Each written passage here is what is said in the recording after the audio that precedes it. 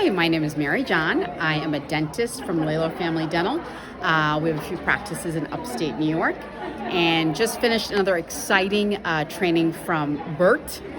We have a little joke that every time Bert leaves, we have something called a Bert bump, which is a bump in our numbers, which we always love to see.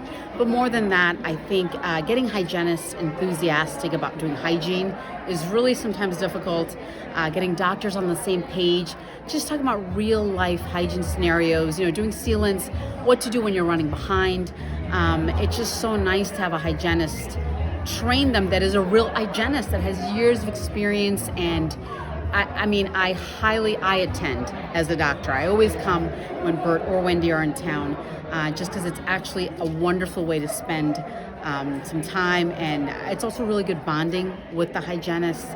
Everyone gets on the same page. They're always funny, great videos, great content. So highly recommend it. And we always book 2 a year because they're just so valuable. So you can't go wrong.